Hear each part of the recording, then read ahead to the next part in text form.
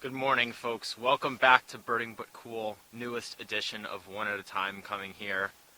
I am just outside of Edmonton here, east central Alberta. It is negative 20 degrees this morning, but I'm not cold.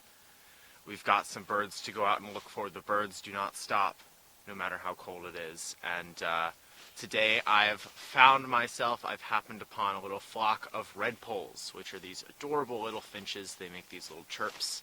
And in the winter time up north you see them quite a bit. Gonna take a look at this flock. There's some cool stuff always to find in these redpoll flocks, so we'll take a look at that. Hopefully we can learn a little bit about redpolls today.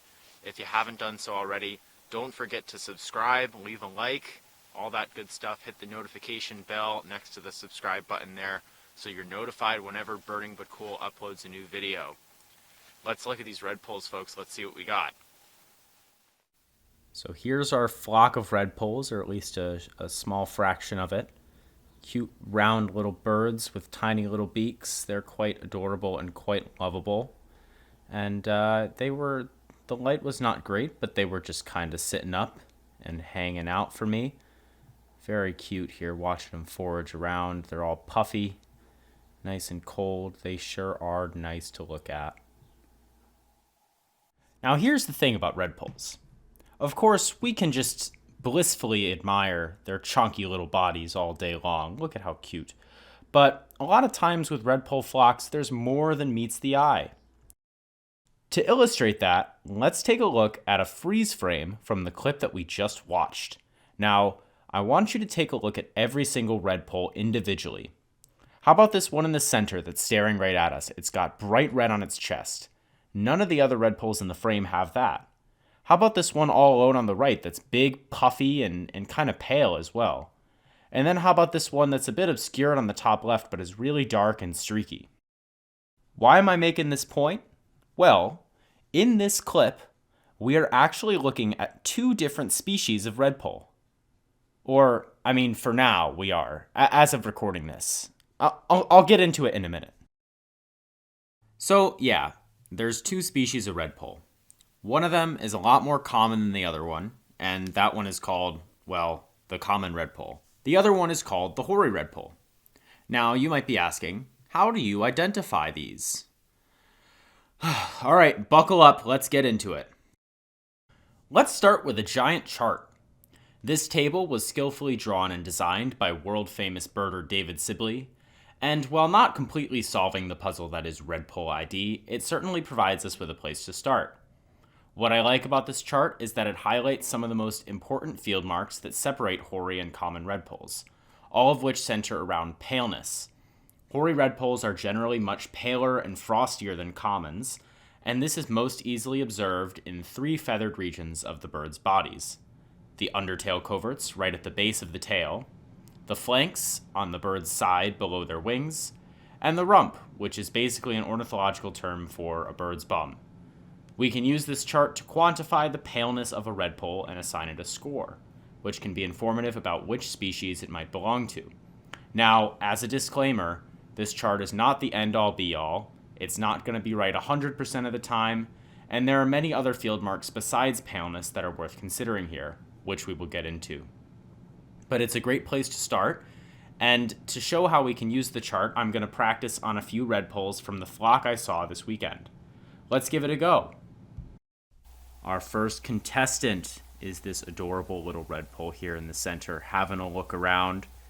Now, we're a bit zoomed out right now, so I'm going to show instead a photo of the same bird that's a bit more zoomed in. All right, so let's do the chart. Let's start with the undertail coverts. We don't get a great look here, but I can definitely see a little bit of streaking. I'm going to call this a 3. Now, you can already see this is the scale is not objective, and so that does introduce some bias on the part of the observer, but I'm going to call it a 3. Next up, we've got the flanks, and you can see some really strong, thick streaking on the flanks here, as well as just some pretty dark coloration. I'm going to give it a 2. And then for the rump, once again, we don't get a great look, but you can definitely see that there's a lot of dark feathering on the rump there. I'm going to say that this is a 1. Now, as you'll notice on the redpoll chart, the scoring system is a bit different for males and females. Redpolls are sexually dimorphic, and in this case, we've got a male, which you can identify with the red coloration on the chest. If you're wondering, the poll in redpoll actually refers to the little cap on the bird's head just behind the bill, and female redpolls don't have the red on the chest, whereas the males do. So this is a male, and it being a 6 makes it a common. Okay, here is our next contestant, a very puffy, cute little redpoll. This one is probably a female, as I don't see any red on the chest. Once again, let's go through the chart. So if we freeze frame it once, we're going to look at the undertail coverts, and I can barely see any dark streaking on there, maybe 1 or 2 dark feathers. I'm going to give it a 5. Then we head over to the flanks, and there are a couple streaks there for sure, but it is quite pale, a lot paler than our previous bird. Honestly, I would give it a 3.5 if I could, but I'll round up and say a 4 for the purposes of the chart. And then for our third field mark, the rump, once again, it's sort of in that mid somewhere between a 3 and a 4 for me. There's definitely a lot of paleness there, but it's not super frosty white. So I will say a 3 for that. This gives us a 12, which by the scoring here gives us a Hoary Redpoll. So here we have a Hoary Redpoll.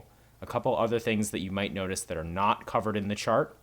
This bird has a very puffy shape and a little bit of a smaller bill than a common redpoll. Hoaries are typically bigger overall, and they sometimes have a bit of a big-headed appearance because their bill is quite a bit smaller relative to the rest of their body than the common.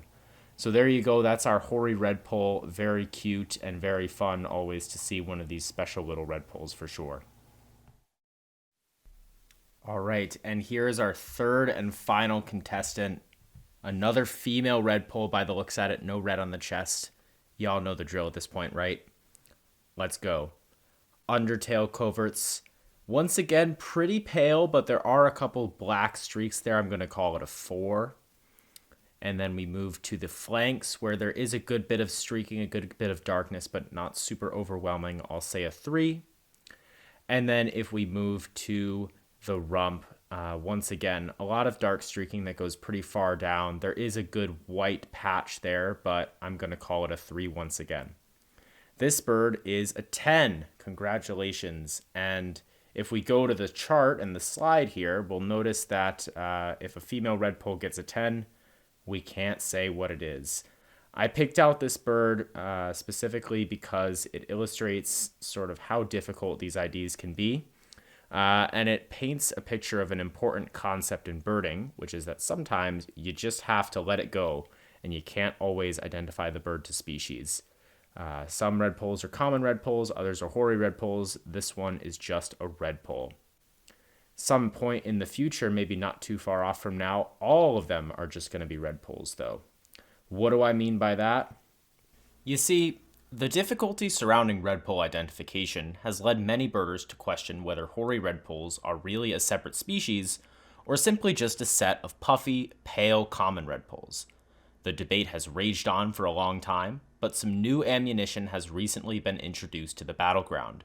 A paper in Nature Communications, one of the most highly regarded journals in biology, has spelled the end of hoary redpoll as a species, backing their claims with a heap of genetic evidence.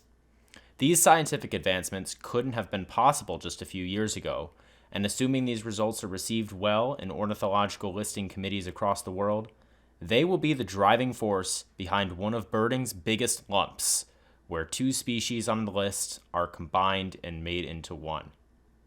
It's a bit weird to think about the concept of a species, you know?